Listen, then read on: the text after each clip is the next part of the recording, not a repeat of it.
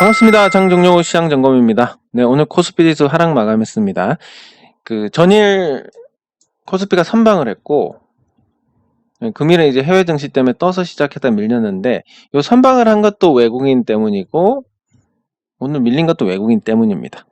그러니까 외국인 투자자들이 이 시장을 유지를 하면서 계속 매도를 해 나가고 있는데, 이 시장을 유지한다는 건 뭐 이런 시기에 아주 좀 긍정적인 영향을 주고, 나머지는 계속 상승을 제약하는 이런 부정적인 영향을 줍니다. 물론 외국인의 어떤 역할은 나쁘지는 않습니다. 그렇지만 외국인 매매 비중이 높은 대형주들은 달리는 게 쉽지 않다라고 볼 수 있고, 삼성전자는 이미 추세가 꺾여가는 상황이니까 더더욱 부정적인 영향을 받게 될 것 같습니다. 이런 상황에서 코스피 지수는 지금 뭘까? 그냥 과거의 어떤 기준으로 보면 그렇습니다. 계속 뭔가 이런 게 생깁니다. 요런 게 생기고 요런 게 생기고 버티고 생기고 또 생기고 요런 모습인데, 요렇게 이제 뭐 표현하자면 방귀가 잦으면 똥을 싼다는 얘기가 있듯이 지금 뭔가 한번 설사 한번 촥 내릴 것 같은 그런 분위기입니다. 이게 이제 어떤 과거 시각에 따른 기준입니다. 과거 시장은 항상 이런 흐름 다음에 시원하게 하락해가지고 주식 투자자들이 엿을 먹였는데, 근데 이제 과거 기준이고, 최근에 보면 사실 과거 기준으로 보면 이쯤에서 무너져야 되는 건데 버티고 여기까지 온 겁니다. 그래서 과거 기준이 아니라 유동성이 보강된 최근 기준으로 본다면, 여기서 이렇게 내리는 것보다는 그냥 버티는 쪽에 조금 더 무게를 둘 수 있고, 만약에 내린다 하더라도 신속하게 회복하는, 왜냐하면 대기 매수세도 많고 외국인 투자자들이 시장이 망가지는 걸 원하지 않기 때문에 그렇습니다. 어쨌든 근데 뭐 8월까지 해가지고 이렇게 싸잡아서 좀 조심을 해야 되는 구간은 맞는 것 같고, 네, 그리고 코스닥은 계속 선방 중인데 오늘도 크게 내리지는 않았습니다. 물론 시초 가격에 비하면 많이 내리긴 했는데 코스닥이 그럭저럭 버텨주고, 코스닥이 버티는 가장 큰 원동력은 결국 외국인 매도가 없다라는 거, 예, 외국인 영향력이 크지 않다라는 여기에 기인을 한다고 볼 수 있습니다. 그리고 정부가 이 제약 바이오 산업에 대한 어떤 지원을 강화하겠다라고 한 이후에 또 수급적인 부분으로 뒷받침을 합니다. 국민연금의 코스닥 50 비중 확대. 근데 코스닥 50은 말씀드렸듯이 이 중에서 뭐 사실 투자할 만한 종목이 거의 없습니다. 전부 다 고평가, 도가 지나친 고평가고. 근데 또 한편으로 생각하면 이번 주주운동을 할 때 느낀 건데, 이 상법이란 게 정말 어이가 없어가지고, 아니 주주들의 의결권 1인 1 의결권으로 동일한 권리를 가진다고 해놓고 상법상 경영진이 이걸 뭉개버려도 당장 뭐 처벌할 방법이 없다. 뭐 이런 상법을 가진다라고 하면 사실 이 가치에 근거한 주식이 뭐 그냥 거의 속임수다. 삼성전자 주식이 삼성전자의 어떤 가치를 반영하는 거지만 실질적으로는 경영진이 다 갖고 있고 이건 그냥 가상화폐나 다름없는 거다. 뭐 이렇게 봐도 무관한 거니까. 그래서 뭐 어떤 가치 대비 주가가 형편없이 높다, 말도 안 되게 높다 이렇게 된다 하더라도 이거에 대해서 어떤 절대적인 건 없는 것 같습니다. 뭐 비트코인 가치가 아예 없는 비트코인도 저러는데, 그래서 이런 전반적인 어떤 코스닥 지수의 강세는 오직 수급 요인, 외국인 매도가 코스피보다 덜하다는 데서 기인한 거고, 이런 상대적 선방이 누적이 되다 보면 나중에는 좋은 흐름을 전개를 하게 됩니다. 그래서 뭐 코스피 대비해서는 크게 걱정할 부분이 없고, 그리고 코스닥 50에 국민연금 자금이 들어오면 조금 더 안정성을 띠게 될 것 같은데, 그럼에도 불구하고 또 코스닥이 크게 오르기가 어렵다고 보는 이유 중에 하나가, 조금만 오르면 뭐 유상증자니 뭐니 다 때려버릴 것이기 때문에, 그래서 그런 것까지 생각했을 때는 이 시장에 대한 기대치는 적어도 8월 지나고 하반기에 실적이 개선이 되고 이런 부분들까지, 그런 부분들까지 다 확인이 돼야 그나마 좀 더 낫지 않을까 생각이 듭니다. 네, 그리고 보유 종목은 뭐 특별한 거 없는데, 뭐 제가 팔면 오르는 이 징크스가 슬슬 예, 나타나려는 조짐이 나오고 있습니다. 근데 그거에 앞서가지고 오늘 봐야 될 종목이 EV 첨단 소재인데, 지금 아까 시간에서 상한가를 갖다 다시 조금 빠지긴 했는데, 요 EV 첨단 소재를 보면 많은 어떤 투자 포인트를 잡을 수가 있습니다. 첫 번째가 뭐냐면, 일단 넥스턴 바이오 사이언스로 최대 주주가 변경이 됐습니다. 근데 이 SL 바이오닉스하고 넥스턴 바이오 사이언스하고 뭐 비교를 하자면 넥스턴이 훨씬 양호합니다. 넥스턴은 뭐 나쁘지가 않습니다. 제가 봤을 때는 넥스턴이 하는 사업이 잘만 진행이 되면 지금보다 어쨌든 한국 이 제약 바이오에 대한 프리미엄이 많이 붙는 한국 증시의 특성상 넥스턴 바이오 사이언스 주가가 좀 많이 올라갈 수도 있다. 뭐 올라간다는 얘기 아니야. 올라갈 가능성이 있다. 이렇게 보고 있는데 예, 거기에 비해서 물론 또 재무 구조도 양호하고 SL 바이오닉스는 사실 조금 부족한 부분이 있습니다. 그리고 그나마 SL 바이오닉스는 상장 회사니까 괜찮은데 지금 이전에 어딨지? 이전에 경영권을 가졌던 거기 메리디안 홀딩스. 메리디안 홀딩스는 뭐 사실 아무것도 없는 무자본 M&A라서 굉장히 시장에서 좀 부정적으로 봤을 겁니다. 네, 그래서 그 경영권 지분은 넥스턴 바이오 사이언스가 샀는데 여기서 긍정적으로 볼 수 있는 부분은 단순히 이제 기존의 회사보다 좋은 회사로 바뀌었다. 요것뿐만이 아니라 여기 공시에 보시면 넥스턴 바이오가 여기 전환사채를 갖고 있습니다. 22.28%.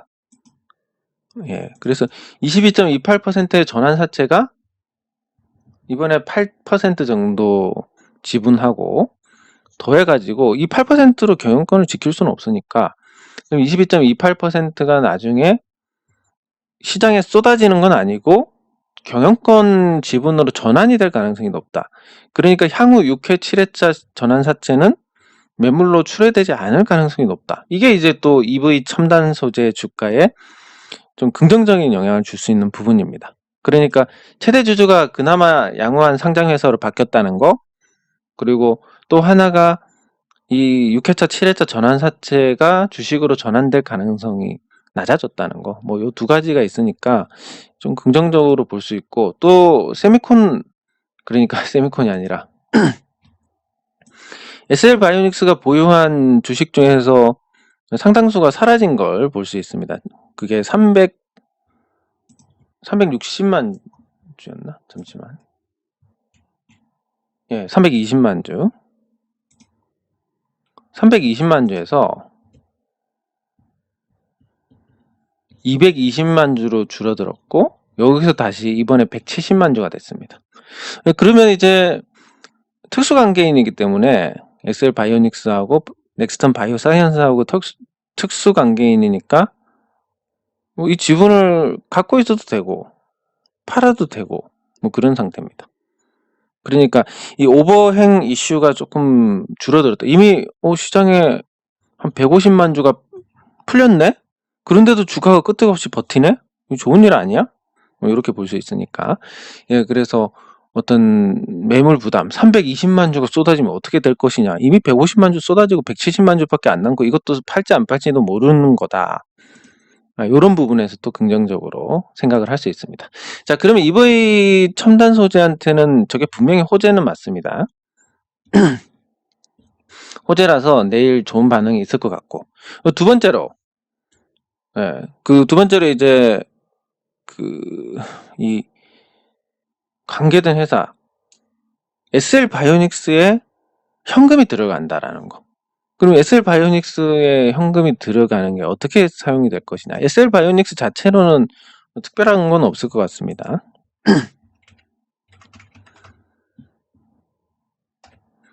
SL 바이오닉스가 약간 차트 흐름을 만들어가는 모습이긴 한데 여기에 이제 현금이 들어왔다라는 게 호재가 될 수 있지만 뭐 아주 강하게 상승할 만한 그런 건 모르겠습니다. 그런 건 모르겠지만 어쨌든 현금이 들어왔고, 그리고 그 SL 바이오닉스가 지금 문제가 되는 게 스튜디오 산타클로스인데,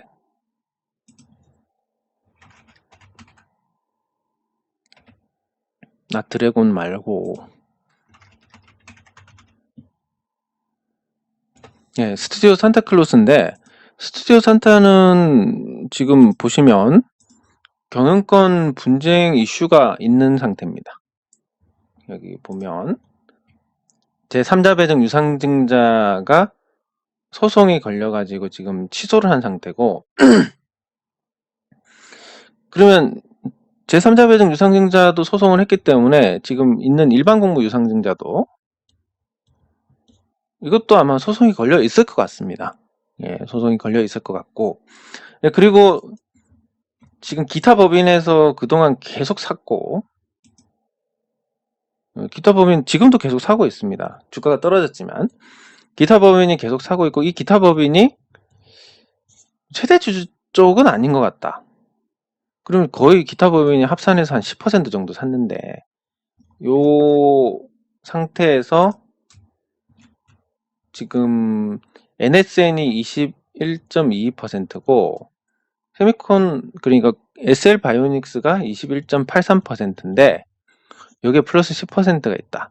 그러면 뭐 여기서 이제 EV 첨단 소재 지분을 판 자금으로 이걸 사야 되지 않을까? 매수. 만약에 이 매수는 여러 가지 방법이 있는데, 첫 번째 장내 매수. 이거 하면 주가 많이 오를 것 같습니다. 그리고 두 번째는 NSN하고 협상을 잘 봐서 이 주식을 다 사는 걸로 하는데, 21.22%가 현재가 기준으로, 시가총액 기준으로 한 170억? 근데 EV 첨단 소재 판 가격하고 거의 비슷합니다. 그러니까 이거를 살 수도 있는데, 예전에 경영권 지분으로 매각할 때 가격을 생각하면 이 가격에 팔지는 않을 것 같아서 이걸 가져오는 건 좀 가능성이 떨어지는 것 같고, 장내 매수 좀 가능성이 높지 않을까. 그래서 조금 기대할 부분이 있지 않나 싶습니다. 근데 그런 것만으로 또 투자를 결정하기는 조금 부담이 있고, 어쨌든 이 EV 첨단 소재 하나, 최대 주주 바뀐 거 하나로 다소 많은 변화가 있지 않을까 생각이 들고, 단기적으로 봤을 때도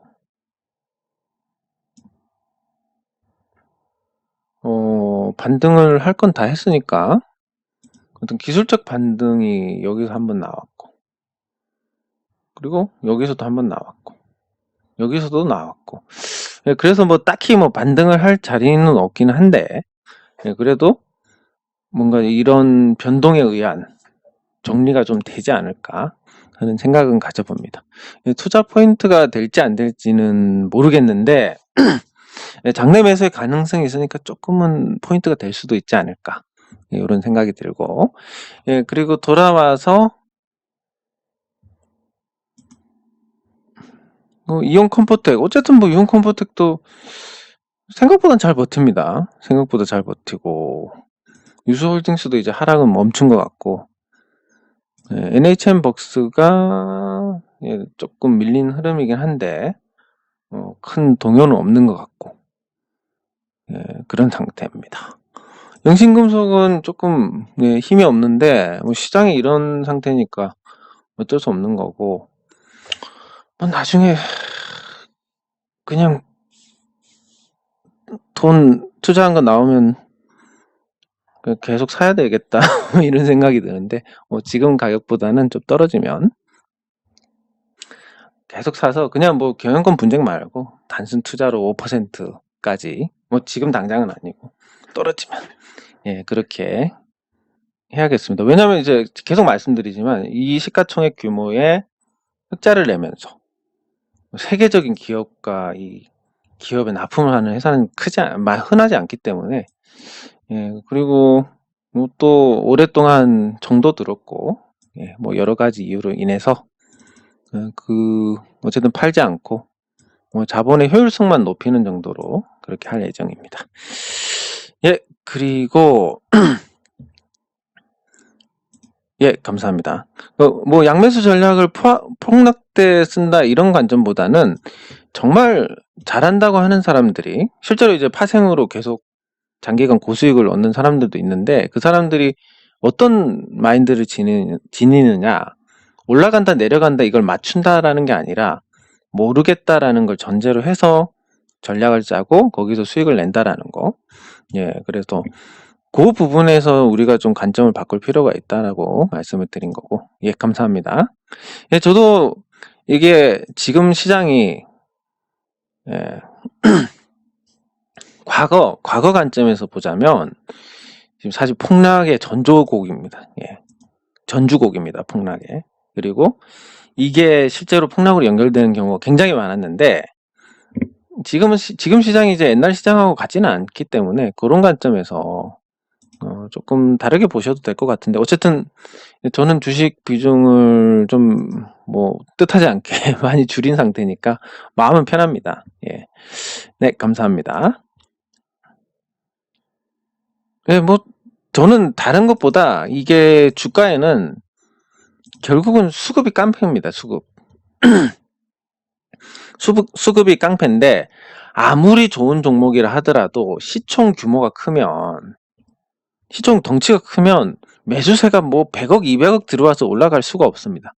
근데 이게 작은 종목들, 뭐 시가총액 1000억 이하 종목들은 조금만 사도 쭉 올라가니까 한번 바람만 타면 되는데 그 바람을 탈 수 있느냐 없느냐, 이 종목이 언젠가는 관심을 받을 것이냐 안 받을 것이냐, 이것만 이제 따져보면 되는데 관심을 받을 만하고 시가총액이 낮고 그러면 이렇게 전략이 가는 겁니다. 괜찮네, 떨어지면 더 사고 시가총액이 점점 낮아지니까 계속 사고 뭐 요런 대응으로. 예, 그러다 보면 나중에 관심 받아서 언젠가는 올라갈 것이다. 근데 언젠가는 올라갈 만한 종목이어야 되니까 그런 부분에서는 조금 종목 선정을 잘 하셔야 됩니다. 예, 어쨌든 뭐 길게 보면 나쁘지 않을 것 같습니다. 이만한 조건이 없기 때문에. 예, 감사합니다. 네, 감사합니다. 네, 감사합니다. 예, 감사합니다. 네. 아까 말씀드린 내용에서 크게 벗어나지는 않는 것 같은데, 그래도, 올해는 아마 실적이, EV 첨단 소재를 따져보면, 일단 제가 생각했을 때, 올해는 작년 손실보다 더 많은 이익이 나지 않을까. 일단 베트남 공장의 가격 경쟁력이 굉장히 좋습니다. 그리고 작년 거 다 만회하면 한 60억 정도 영업이익이. 예, 일단 실적이 나쁘지 않고, 두 번째는 제가 메리대항 홀딩스가 들어와서 얼마나 회사에 어떤 부정적인 영향을 끼쳤는지를 봤는데, 비용이라든지 이런 거 감안했을 때 좀 과하게 잡고 한 30억 정도의 어떤 부정적인 영향을 끼치지 않았을까 생각을 합니다. 그리고 이제 경기 회복을 전제로 올해는 이제 작년 손실 다 만회하고 내년에는 한 100억 정도 영업이익을 기대할 수 있지 않을까. 그럼 100억 정도 이익이 나면 이제 뭐 고평가나 이런 거하고는 거리가 머니까, 그리고 뭐 세화 AMC도 아이템이 나쁘지 않기 때문에, 그리고 최대 주주가 넥스턴 바이오 뭐 괜찮은 기업이고, 이렇게 구조가 짜여지면 지금보다는 어떤 뭐 좀 좋은 평가를 받기가 쉽지 않을까? 네, 이런 생각이 듭니다. 하지만 또 주가라는 게 수급에 영향을 받으니까 뭐 당장 뭐 시원하게 올라갈 수 있을까에 대한 부분을 생각하면 조금 비중이 크지 않으시면 뭐 잊어버리시면 될 것 같고, 비중이 크시면 조금 반응이 있을 때만 좀 덜어내는 것도 나쁘지 않을 것 같습니다. 네, AD칩스 같이 살펴보겠습니다. 예, 감사합니다. 예, 무림 PMP 보겠습니다. 제 두 개는 안 보니까 영보화학은 빼겠습니다. 네, 그러면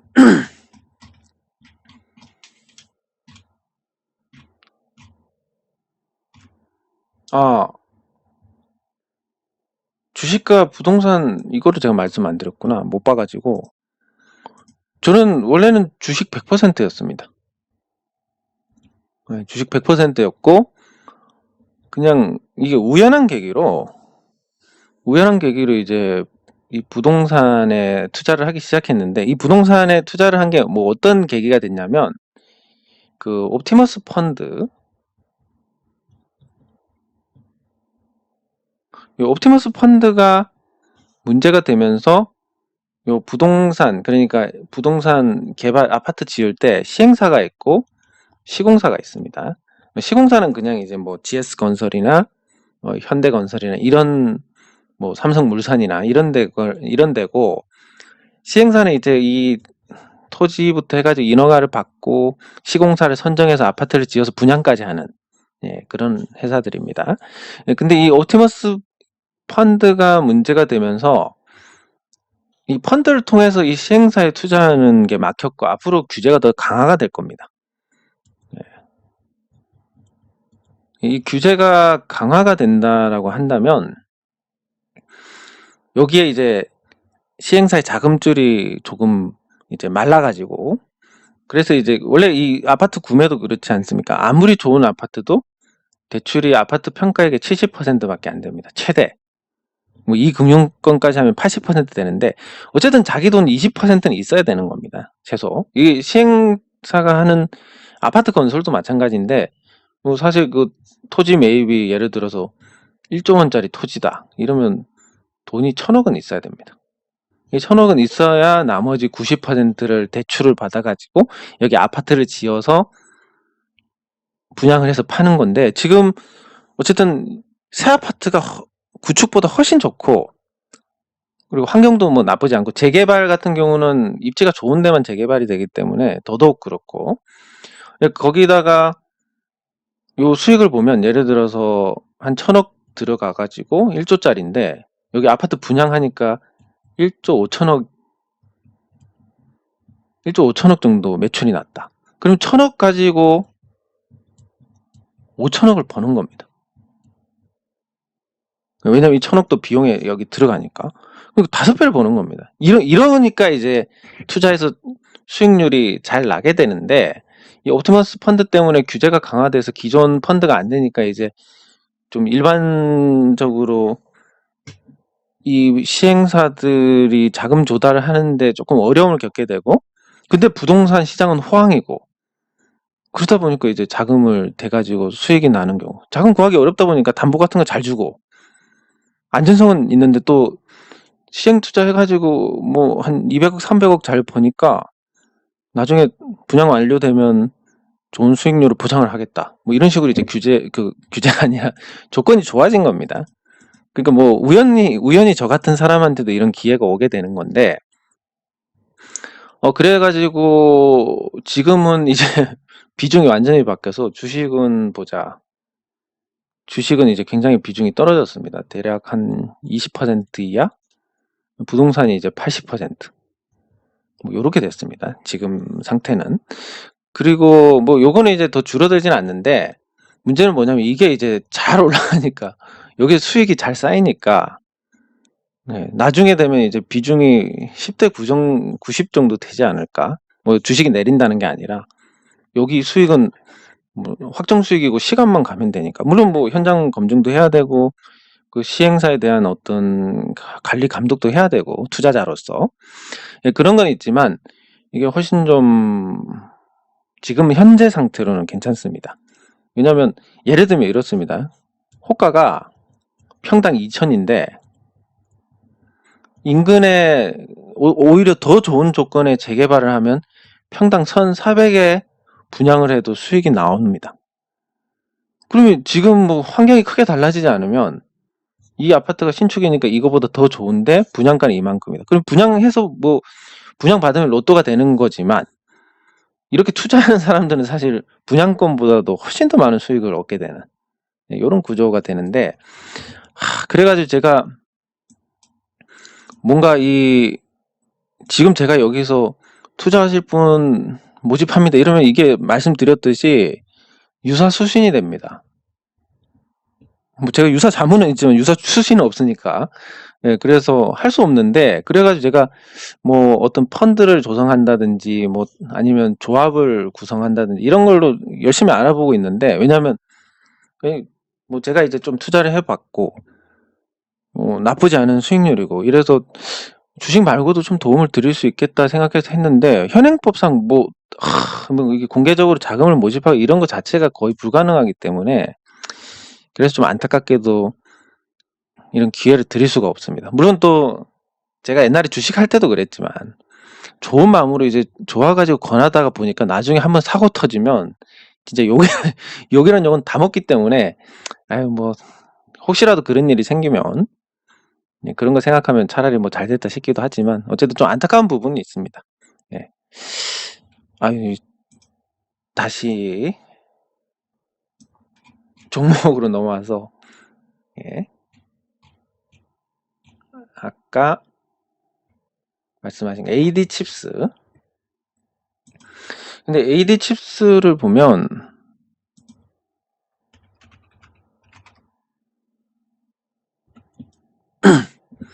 근데 이 질문이, 그러니까 질문을 어떻게 하셨냐면, 계속 갖고 가야 하는지 문의드립니다. 제가 어떻게 알겠습니까, 이거를? 예, 근데 왜 그런 질문을 하셨는지 조금 이해가 되는데, 여기 보시면 이 AD 칩스의 최대 주주가 지분이 4%입니다. 예. 그러면 이게 이제 낮은 지분율이 왜 문제가 되느냐? 최대 주주 지분율이 30% 정도 됩니다. 그러면 회사에 해를 끼치면서까지 개인의 어떤 이익을 취하기가 쉽지가 않습니다. 이 정도 되면. 근데 한 10%다.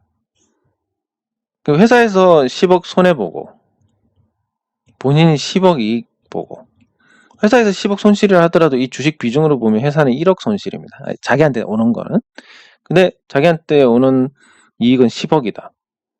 그러면 이거 9억 차이가 나니까 동기가 더 세집니다.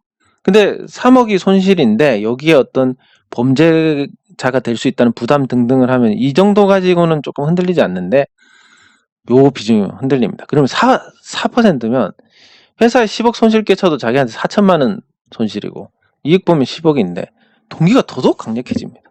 그래서 일단 저는 최대주주 지분율이 낮은 거에 대해서는 기본적으로 어떤 잠재적 리스크를 안고 있다라고 봅니다. 네. 그리고 이 회사가 지금 보시면 딱히 자산 가치가 그렇게 많지 않습니다. 근데 이 자산 가치는 어떤 재평가되지 않은 어떤 자산, 유형 자산도 있기 때문에 실질적으로 이거보다는 크다라고 볼 수 있으니까, 뭐 요거는 문제가 없다 하더라도 지금 현재 계속 적자를 보고 있는 상태입니다. 3년 적자. 올해도 적자니까 올해까지 적자 보면 4년 적자입니다. 그럼 관리 종목 들어갑니다.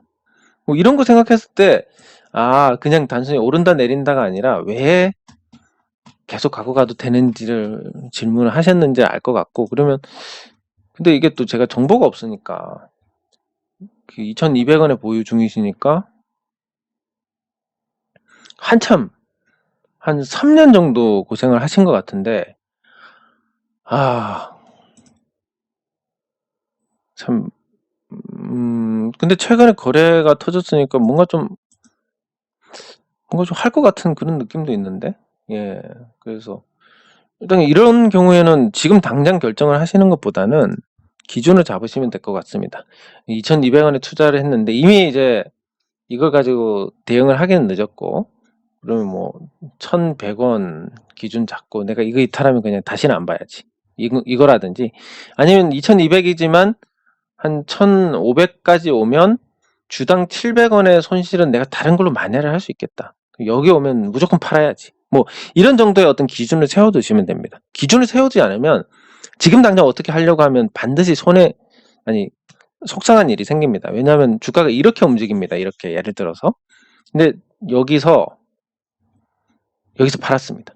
올라갔을 때는 괜히 팔았어. 내려가면 아이고 잘 팔았네. 올라가면 하다가 몇 번 되면 여기서 사고 여기서 팔고 여기서 사고 여기서 팔고 했으면 손실 다 만회했을 텐데, 이런 비현실적인 생각을 하기 때문에 기준을 정하지 않고 결정을 하면 끊임없이 그 주가 흐름에 따라서 속상해하고 또 후회하고 이런 게 반복이 됩니다. 그러다 보면 그게 다음 결정을 흐리게 만들기 때문에 두고두고 부정적인 영향을 줍니다. 그래서 여기서 제가 말씀드리는 거는 한 1,500원 정도까지 올라가면 정리해야지. 왜냐하면 주당 700원 정도면 그래도 마이너스 한 30 정도 되니까 다른 종목에서 만회를 할 가능성이라도 있습니다. 아니면 뭐 1,100원. 왜냐하면 회사 망할지도 모르니까. 뭐 이런 정도로 해가지고 기준을 잡아 두시는 게 좋겠고, 이걸 갖고 가야 되냐 말아야 되냐 지금 판단하는 건 의미가 없을 것 같습니다. 다만 이제 상승할 때 거래량이 많았기 때문에 조금 더 지켜보면 지금보다는 나은 대응 자리가 있지 않을까, 예, 생각이 되고. 무림 PMP. 예, 무림 PMP는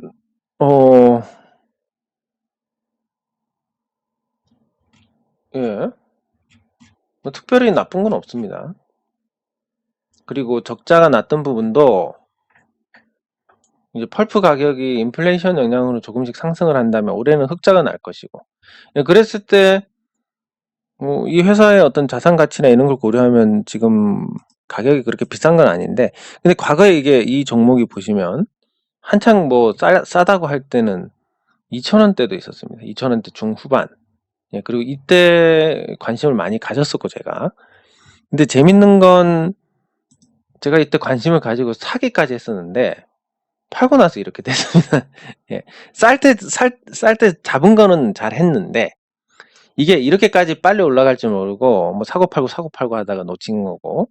예, 그래서 뭐 가끔 아주 저평가된 종목들이고 나중에 이제 원화 강세만 되면 이 제지주들은 결국 환율 수혜를 받을 수밖에 없기 때문에, 그리고 언젠가는 원화 강세가 될 것이고 올라갈 것이다. 이런 관점으로 이때 사가지고 쭉 가져갔어야 되는데 요 몇 달 왔다 갔다 하니까 그냥 그 밑에 팔고 위에 살고 이거 하다가 놓쳐가지고, 예, 지금 그때 제가 갖고 놀던 때하고 비교하면 주가가 2배입니다. 그럼 뭐 아무리 잘해도 단타를 잘해도 투자금이 2배가 되는 경우는 매우 힘들기 때문에, 그래서 이제 될 만한 종목이 아주 싸면 그냥 갖고 가는 게 맞는 거고, 예, 고평가 종목의 변동성이 크면 단타를 하는 게 맞는 거고, 뭐 요렇게 생각을 하시면 되겠습니다. 어쨌든 지금 상태에서는 무림 PMP, 근데 질문의 요지가 그냥 무림 PMP 봐주세요 이 정도니까 봤는데 뭐 별거 없습니다. 지금 적정한 주가 수준이고 올해 실적 나오면 이 정도 주가는 설명이 될 것 같습니다. 이미 주가가 저평가에서 많이 올라와 가지고 지금에서 다시 추가 상승하는 건 뭐 특별히 기대가 안 되고, 그렇게 된다 하더라도 시장이 아주 좋아야 되거나 아니면 원화가 아주 강세여야 되거나 뭐 이런 게 어떤 전제 조건이 돼야 되니까 큰 기대는 하지 않는 게 좋다. 이렇게 정리를 할 수 있겠습니다. 네, 장 종료 후 시장 점검은 여기서 마치기 전에 고려아연 한번 보고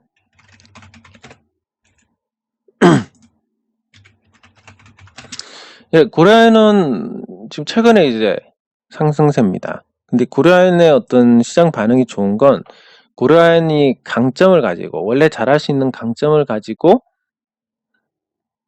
신사업을 하고 있는 건데, 뭐 갑자기 생뚱맞게 고려아연이 나는 유통업에 뛰어들 거다 이러면 주가 폭락합니다. 왜냐하면 잘하는 게 아니고 이 기업 문화가 다 다르고 또 이 업종마다 문화가 다르기 때문에. 근데 원래 잘하던 비철 금속 재련 기술을 가지고 전기차 부품 소재 쪽으로 가겠다. 굉장히 잘한 선택입니다. 시장에서 호응을 살 만한 선택이고. 예, 그래서 이제 주가가 잘 움직이는데 이 주가 흐름을 보면 이제 이번에 상승해서 57만 원이 역대 최고가니까 아시다시피 이제 신고가에서는 팔 사람이 없습니다. 왜냐하면 신고가 되면 모두가 수익입니다. 수익일 때 못 견디는 사람들 그 이전에 이미 다 팔았습니다. 수익일 때 견딜 수 있는 사람들만 남아있고, 그러면 신고가 상태에서 매도세는 이제 집중돼서 안 나오는 반면에 매수는 조금만 들어와도 주가가 잘 오를 것이다. 예, 그래서 이런 구조를 봤을 때 지금 이 연봉에서도 돌이켜 세웠고, 그러면 이제 타이밍이 이제 신고가를 돌파할 만한, 그럼 돌파하면 얼마까지 가느냐, 100만 원 가는 그런 흐름이 될 텐데, 지금 고려아연의 시가총액이 10조 원이 채 안 됩니다. 근데 세계 1위 비철 금속 업체면서 지금 증설을 통한 어떤 수익성 개선이 아직까지 드러나지 않고 있다. 왜냐하면 이제 그동안 뭐 코로나라든지 이런 불황 때문에. 근데 증설을 해서 더더욱 해외 업체 대비 좋은 데다가 고려아연 같은 경우는 이 아연계를 사오는 데 있어서 그냥 두 종류를 다 같이 처리할 수 있습니다. 그러니까 이 후발 업체들에 비해서 원료 가격이 싼 걸 가져와서 재련을 하면 되고 규모의 경제도 있고 여러 가지 강점으로 인해서 올해는 아마 영업이익이 1조 원 정도 영업이익 달성을 할 것인데, 그러면 단순 계산해도 시가총액이 10조 원 돼야 되고 지금 주가는 어느 정도 설명이 됩니다. 그러면 앞으로 전기차 부품 쪽에서 어떤 매출 증가를 기대할 수 있다라고 하면 이미 기존에도 매출 증가가 계속 나오고 있습니다. 거기다 인플레이션으로 이제 아연 가격이 상승한다면 그럼 지금보다 좋은 평가를 받는 건 당연하고, 거기에 따라서 이제 실적이 뭐 많이 늘어나면 뭐 시가총액 20조 원도 될 수 있는 거고, 그럼 뭐 100만 원 가는 거니까. 그래서 조금 더 긍정적으로 보시면 될 것 같고, 이 고려아연은 제가 예전부터 한 5년 정도 떠든 것 같은데 5년 더 됐나? 아무튼 굉장히 오랫동안 계속 좋은 종목이다라고 말씀을 드리는 종목이고 드디어 뭔가 좀 되는 자리가 아닌가, 이렇게 생각이 되니까 보유하신 분들은 관심 많이 가지셔도 괜찮을 것 같습니다. 네, 장 종료 시장 점검은 여기서 마치도록 하겠습니다. 수고하셨습니다.